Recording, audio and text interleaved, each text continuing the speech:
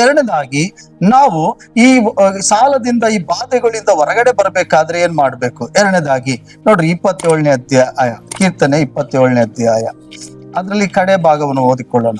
14ನೇ ವಚನ. ಯೆಹೋವನನ್ನು ನಿರೀಕ್ಷಿಸಿಕೊಂಡಿರು, ದೃಢವಾಗಿರು, ನಿನ್ನ ಹೃದಯವು ಧೈರ್ಯದಿಂದಿರಲಿ, ಯೆಹೋವನನ್ನು ನಿರೀಕ್ಷಿಸಿಕೊಂಡೇ ಇರು. ಎರಡನೇದಾಗಿ ನಾವೇನ್ ಮಾಡ್ಬೇಕಂದ್ರೆ ದೃಢವಾಗಿರ್ಬೇಕಂತೆ. ನಾವು ಯೇಸುವನ್ನ ಈ ಕಾರ್ಯಗಳಲ್ಲಿ ದೇವರು ಖಂಡಿತ ನಿಶ್ಚಯವಾಗಿ ನನಗೊಂದು ಬಾಗಿಲನ್ನು ತೆರೀತಾನೆ, ಮಾರ್ಗವನ್ನ ಸಹಾಯ ಮಾಡ್ತಾನೆ ಎಂಬುದಾಗಿ ನಾವು ದೃಢವಾಗಿ ನಿಲ್ಲಬೇಕಂತೆ. ಹಲ್ಲೆಲೂಯಾ. ಒಂದು ದೃಢವಾಗಿ, ಈ ದೃಢತೆಯಲ್ಲಿ 2 ಕಾರ್ಯಗಳುಂಟು. ಒಂದು ಸಂಕಲ್ಪ, ದೃಢ ಸಂಕಲ್ಪ ಮಾಡಬೇಕು. ಒಂದು, ನಾವು ಏನನ್ನ ನಂಬ್ತಾ ಇದ್ದೀವಿ, ಏನು ವಾಗ್ದಾನವನ್ನು ನಂಬ್ತಿದ್ದೀವಿ, ನಿಶ್ಚಯವಾಗಿ ದೇವರು ಖಂಡಿತ ಈ ಕಾರ್ಯವನ್ನು ನೆರವೇರಿಸ್ತಾನೆ ಎಂಬುದಾಗಿ ನಿರೀಕ್ಷೆ ಮತ್ತು ನಂಬಿಕೆ ದೃಢವಾಗಿರ್ಬೇಕು ನಮ್ಮಲ್ಲಿ. ಅದಕ್ಕೆ ದೇವರ ವಾಕ್ಯ ಹೇಳ್ತದೆ, ನಿನ್ನ ಯೆಹೋವನನ್ನು ನಿರೀಕ್ಷಿಸಿಕೊಂಡೇ ಇರು, ದೃಢವಾಗಿರು. ದೇವರನ್ನ ಎದುರು ನೋಡ್ತಾ ಇರು.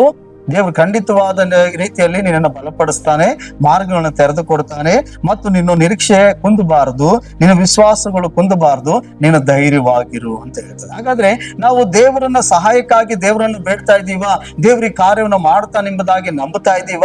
ಆದ್ರೆ ಆ ನಂಬಿಕೆ ವಿಷಯದಲ್ಲಿ, ನಿರೀಕ್ಷೆ ವಿಷಯದಲ್ಲಿ ನಾವು ದೃಢವಾಗಿರ್ಬೇಕು. ನಮ್ಮಲ್ಲಿ ಚಂಚಲತ್ವ ಇರಬಾರದು. ಅರ್ಥ ಆಯ್ತಾ? ನಾವು ನಂಬ್ತೀವಿ ದೇವರನ್ನ, ಈ ಕಾರ್ಯವನ್ನ ದೇವ್ರು ಮಾಡ್ತಾನಂತ ನಾವು ನಿರೀಕ್ಷಿಸ್ಕೊಂಡಿರ್ತೀವಿ. ಏನಾದ್ರೂ ಒಂದ್ ವೇಳೆ ಆಯಾಸವಾಯ್ತು, ತಡವಾಯ್ತು, ಅಥವಾ ಏನೋ ಒಂದು ಸೈತಾನನ ಶೋಧನೆಗಳಲ್ಲಿ ಓದೋ ನಾವು ಅನ್ಕೊಂಡಂತ ಕಾರ್ಯಗಳು ತಡವಾಯ್ತು, ಒಂದು ವೇಳೆ ತಡವಾಗ್ಬೋದು, ಅಥವಾ ಏನಾದ್ರೂ ಶೋಧನೆಗಳು, ಶ್ರಮೆಗಳು ಬಂತು ಅಂತ ಹೇಳಿ ನಾವೇನ್ ಮಾಡ್ತೀವಿ? ನಿರೀಕ್ಷೆಯನ್ನ ಬಿಟ್ಟು ಬಿಡ್ತೀವಿ, ಧೈರ್ಯವನ್ನ ಬಿಟ್ಟು ಬಿಡ್ತೀವಿ. ದೇವ್ರ ಈ ಕಾರ್ಯಗಳು ಮಾಡ್ತಾನೆ ಅನ್ನೋ ನಂಬಿಕೆನ ನಾವು ಕಳ್ಕೊಂಡ್ ಬಿಡ್ತೀವಿ. ಆಗಿರ್ಬಾರ್ದು. ದೇವ್ರ ಭಕ್ತನ ಹೇಳ್ತಿದ್ದಾನೆ, ಯೆಹೋವನನ್ನೇ ನಿರೀಕ್ಷಿಸಿಕೊಂಡಿರು ಮತ್ತು ನೀನು ದೃಢವಾಗಿರು, ನೀನು ಧೈರ್ಯವಾಗಿರು. ಪರಿಸ್ಥಿತಿ ನೋಡಿ ಕಂಗಾಲಾಗ್ಬೇಡ. ಇವತ್ತು ನೀನ್ ಅನ್ಕೊಂಡಿದ್ದ ಆಗದೆ ಇರ್ಬೋದು, ಅಥವಾ ನೀನ್ ನಂಬ್ಕೊಂಡಿದ್ದ ರೀತಿಯಲ್ಲಿ ನಿನ್ನ ಕಾರ್ಯ ನೆರವೇರದೆ ಇರ್ಬೋದು. ಆದ್ರೆ ಖಂಡಿತ ನೀನ್ ನಂಬಿರುವಂತ ದೇವರು ನಿನ್ನ ಕೈ ಬಿಡುವುದಿಲ್ಲ. ಅಲ್ಲೆಲ್ಲೂಯಾ. ಅದಕ್ಕಾಗಿ ದೇವರನ್ನೇ ನಿರೀಕ್ಷಿಸಿಕೊಂಡಿರು, ಆತನ ಮೇಲೆ ವಿಶ್ವಾಸ ಇಟ್ಟುಕೊಂಡಿರು, ಮತ್ತು ನೀನು ದೃಢವಾಗಿರು ಅಂತ ಹೇಳ್ತದೆ. ಎರಡನೇದಾಗಿ ಈ ದೃಢತೆ ವಿಷಯದಲ್ಲಿ ಇನ್ನೊಂದು ಭಾಗ ಏನಂತಂದ್ರೆ, ನಾವು ಒಂದು ದೃಢ ಸಂಕಲ್ಪ ಮಾಡಬೇಕು. ಏನಪ್ಪಾ ಅಂದ್ರೆ, ನಾವು ದೇವ್ರతో ನನ್ನ ಸಾಲಗಳಿಂದ, ನನ್ನ ಬಾಧೆಗಳಿಂದ, ನನ್ನ ರೋಗಗಳಿಂದ ಹೊರಗಡೆ ತೆಗೆದುಕೊಂಡು ಬಾ ಅಂತೇಳಿ ನಾವು ಪ್ರಾರ್ಥಿಸುವಾಗ ದೇವ್ರ ಮುಂದೆ ನಾವು ಹೇಳ್ಬೇಕು, ಇನ್ನು ಮುಂದೆ ದೇವ್ರು ನೀನು ಗುಣಪಡಿಸಿದ್ರೆ ನೀನ್ ಏನ್ ಮಾಡ್ತಿ? ದೇವ್ರಿಗಾಗಿ, ದೇವ್ರು ನಿನಗೆ ಒಳ್ಳೆ ಆರೋಗ್ಯ ಕೊಡೋದಾದ್ರೆ ದೇವ್ರಿಗಾಗಿ ನೀನ್ ಏನ್ ನಿರ್ಣಯ ತೆಗೆದುಕೊಳ್ತಿ? ಇದು ದೇವ್ರು ನೋಡ್ತಾನೆ. ಒಂದು ವೇಳೆ ನೀನು ಸಾಲದಿಂದ ದೇವ್ರು ಹೊರಗಡೆ ತೆಗೆದುಕೊಂಡು ಬರೋದಾದ್ರೆ ನೀನು ದೇವ್ರಿಗಾಗಿ ಏನ್ ಮಾಡ್ಲಿಕ್ಕೆ ಸಾಧ್ಯ? ಕೆಲವರು ಹೇಳ್ತಾರೆ, ದೇವ್ರೆ ಇನ್ನು ನನ್ನ ಸಾಲ ಎಲ್ಲ ತೀರಿಸ್ಬಿಟ್ರು ಸ್ವಾಮಿ, ಇನ್ ಮುಂದೆ ದೇವ್ರ ನಾನು ಇಷ್ಟು ಕಾಣಿಕೆ ಕೊಟ್ಬಿಡ್ತೀನಿ, ನಾನು ಹಿಂಗ್ ಮಾಡ್ಬಿಡ್ತೀನಿ ಅಂತ ಹೇಳ್ತಾರೆ. ಅವೆಲ್ಲ ಆಮೇಲೆ ಫಸ್ಟ್ ನಾವೇನ್ ಮಾಡ್ಬೇಕಂತೆ? ಒಂದು ದೃಢ ಸಂಕಲ್ಪ ಮಾಡು. ಆ ದೃಢ ಸಂಕಲ್ಪದಲ್ಲಿ ಏನಂತಂದ್ರೆ, ದೇವರ ಬಳಿಯಲ್ಲಿ ನಾವ್ ಹೇಳ್ಬೇಕು, ಇನ್ನು ಮುಂದೆ ನಾನು ಸಾಲ ಮಾಡುವುದಿಲ್ಲ.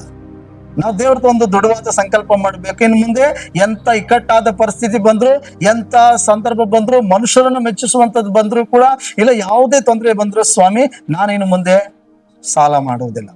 ಈ ದೃಢ ಸಂಕಲ್ಪ ಮಾಡ್ತೀನಿ. ನನಗೆ ದುಡ್ಡಿನ ಅವಶ್ಯಕತೆ ನಮ್ಗೆ ಬೇಕು ದೇವ್ರೇ, ನನ್ ಕೆಲಸ ಇಲ್ಲದೆ ಹೋಗ್ಬಿಡ್ತದೆ, ನನ್ನ ಪರಿಸ್ಥಿತಿಗಳು ನೋಡಿ, ಇವೆಲ್ಲ ಕಾರಣ. ಆದ್ರೆ ನಾನು ದೇವರ ಮೇಲೆ ನಂಬಿಕೆ ಇಟ್ಟು ಜೀವಿಸ್ತೀನಿ ಅನ್ನೋರು ಏನ್ ಮಾಡ್ತಾರೆ?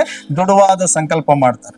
ಇನ್ನು ಮುಂದೆ ದೇವ್ರೆ ಏನೇ ಬರ್ಲಿ ಪರಿಸ್ಥಿತಿ, ನಾನು ನಿನ್ನನ್ನು ನಂಬ್ತೀನಿ, ನಿನ್ನ ಬಳಿಯಲ್ಲಿ ಕೇಳ್ತೀನಿ, ನಿನ್ನ ಬಳಿಯಲ್ಲಿ ಪ್ರಾರ್ಥಿಸ್ತೀನಿ ದೇವ್ರೆ, ಅದಕ್ಕಾಗಿ ನಾನು ಕಾದಿರ್ತೀನಿ. ನಾನು ಬೇಕಾದ್ರೆ ಅದಕ್ಕಾಗಿ ಉಪವಾಸ ತೆಗೆದು ಪ್ರಾರ್ಥಿಸ್ತೀನಿ ಸ್ವಾಮಿ. ನನಗೆ ಅಗತ್ಯತೆಗಳನ್ನ ಪೂರೈಸುವ ದೇವರು ನೀನು, ಹೆಸರೇ ಯೆಹೋವ ಈರೆ. ನಾನು ಇನ್ ಮೇಲೆ ವಿಶ್ವಾಸ ಇಡ್ತೀನಿ. ನನಗನ್ನ ಏನ್ ಮಾಡು? ಕ್ಷಮಿಸುವ ವಿಷಯದಲ್ಲಿ ನಾನು ತಿಳಿದೆ ಈ ಸಾಲದಲ್ಲಿ ನಾನು ಸಿಕ್ಕಾಕೊಂಡಿದ್ದೀನಿ, ನಾನು ಕ್ಷಮಿಸು ಸ್ವಾಮಿ, ನನಗೆ ಸಹಾಯ ಮಾಡು. ಮತ್ತೆ ನಾನು ಇನ್ನು ಮುಂದೆ ಏನಂತೆ, ಯಾವುದೇ ವಿಷಯದಲ್ಲೂ ನಾನು ಇನ್ನು ಮುಂದೆ ಸಾಲಕ್ಕೆ ಕೈ ಹಾಕೋದಿಲ್ಲ.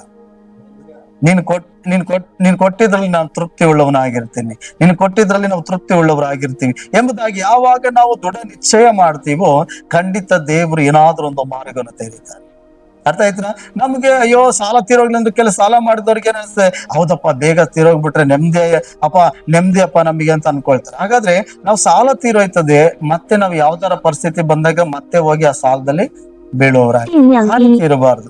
ದೇವರ ಮಕ್ಕಳು ಯಾವ ಸಾಲದಲ್ಲೂ ಇರಬಾರ್ದು ಎಂಬುದು ತಂದೆಯ ಆಸೆಯಾಗಿದೆ.